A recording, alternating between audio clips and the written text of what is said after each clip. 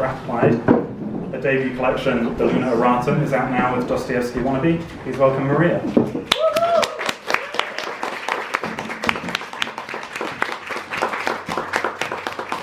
Thanks, Andrew.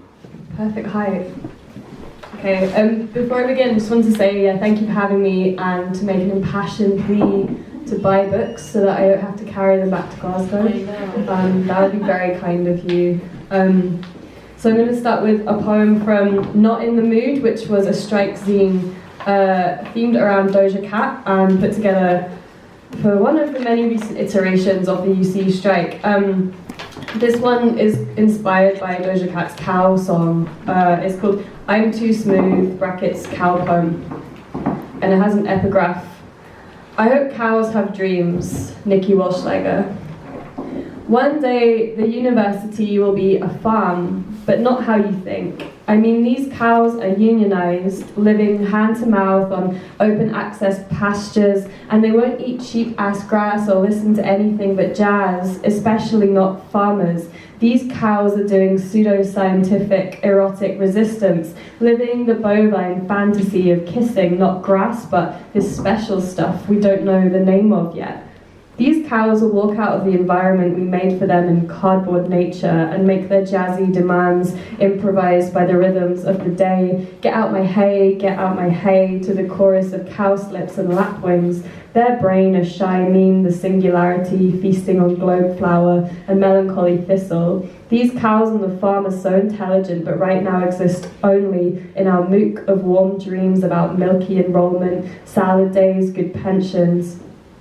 These cows on the farm are socialists, and if you are lucky, they will follow you around, lick you, and let you pet them.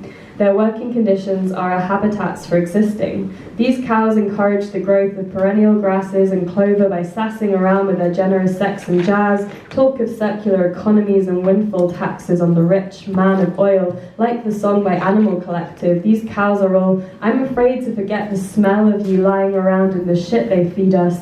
Sorry I haven't replied to your email, flowering sadly in the cheesesteak of a makeshift office whose grasses are sprung up between keys and whose bills are paid by multi-species knowledge exchange. I am typing at the bluesy rhythm of my own cow soul. Dear cow, tell us how you get paid. These cows study in buildings named after pop stars for impact. I am afraid they are really cartoon esoterica of sincerity. When I reach out to touch them, I lose dream weight, feel myself flatten against the reality of uploading voluptuous content to the planar realm of these semitone clouds having lost effervescence a long time ago, singing my old cow song, watching them God post reading materials and comment wildly in their massive open online course of living the good life. Providing for their vulnerable kin, I see them through membranous barriers to progress and the harvest of fairer principles, truthy milkshakes of non-precarious labours nourished by blends of ore and heavily spilled. O cashless animal of my own mind, wanting to sleep to work and work to sleep, a student of the groan of machinery, want to donate my lard-ass qualifications to the livestock of another life, assistant to the testimony of many. Sweet cow, tell me how I should learn.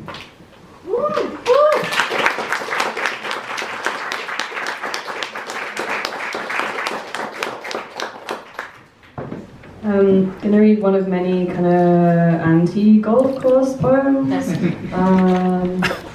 Not that I'm going to read many tonight, just the one, Lawn Rogues on it.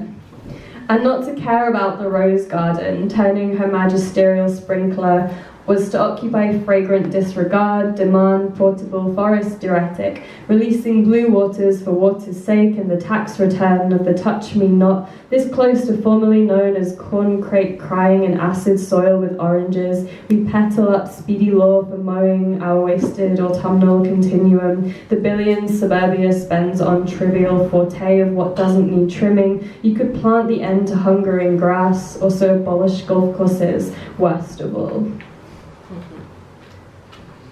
This is from my first collection, The Lunar Erratum, that came out last year with Dostoevsky Wannabe. I'm going to read The Problem with Indigo. The sky is a textile conglomerate. We bit a hole in the economic donut. At any moment, dreaming element or electrical storm of the movie, or the troposphere sewn to my tongue. Imagine if carbon came as soft serve. One of the ghosts was a polar thought and tasted of lyric. It split down the middle with cream, and the earth was inside like the stone of a peach. Felt little buds in the cells of my blood, exhalation of cloud vines anywhere. I wanted to pass the more decorative energy, and I wanted to sleep forever until everything we did was undone as it was, milking computer with the moon. Its iris became a rose in your eye and looped back into phantosmia, sequined the dark with notes of underripe banana, bergamot with petrichor, curing diacritics for breakfast, varnish cash, the last of our futures centered. How to live now without drying the ice after party, towards which our bus heaved likeness tussocks, a snog of lost celerity. I wanted to enter with sincerity my hundreds and thousands, the M8 bridge to nowhere.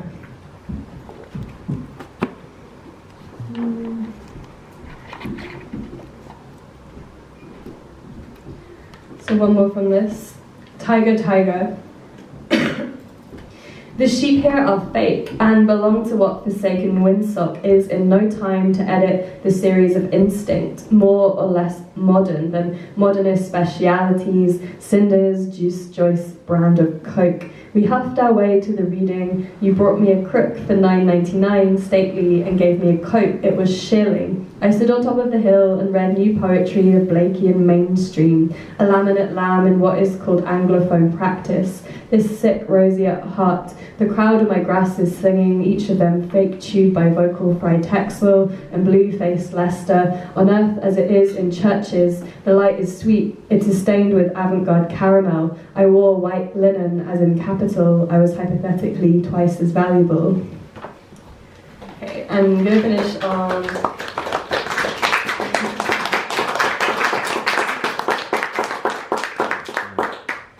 So Ali said I should read a poem relating to the theme of the night, and then I was like, this is kind of controversial because blue, well, not everyone in the room likes the colour blue. Also, like, blue is like Rangers, and I live in Glasgow, so I don't want to like, anyway, but this was for a good blue cause, and it was for the Derek Jarman Blue Anthology that Pilot Press put out. So imagine nice Derek Jarman, kind of, yeah, deep, rich blue, which would be better than this poem. Prophecy. Almost before it started blue, the snow was gone, stunning and crystalline, into a post-it written over your mother's shoulder. I walked across the river and south to read with you at the bookshop where a cake was served, cherry chocolate, and we coughed from the new rain. It coloured our voices in the poems and watered our throats with diesel and sugar. Having swept away everything, the snow knew our shame and its melt revealed holes. As if not to speak of them, we continue to think about Yorkshire, the power gone out in the hills, our train would slow us as we cut away excess curlicues from the tomato plant on Montague Street, baroque in how it had almost died from the effort of its own abundance, a soul fruit left on the vine where you had sat swollen with mornings, and the dream of where to go with the feeling of anything over. As if to speak risque for the want of vitamins, the note dissolved also in the amnesia of waking to know our bodies are merely warm mammals. One is cadmium, the other aquamarine, as I do not want to leave the bed's dialectics, wetly encased in cellophane, and held for centuries in the cryosphere of our hardcore, so that if I leave here twirling the swab around my tonsils, you'll remember my ass and the hibiscus architecture, witnesses the missing. In the ossuary of other forms, their amazing exits are open, until they are blue in the face, as the trees were nude until somebody painted them, blue telling the other trees they were sick, I'm positive. Thanks.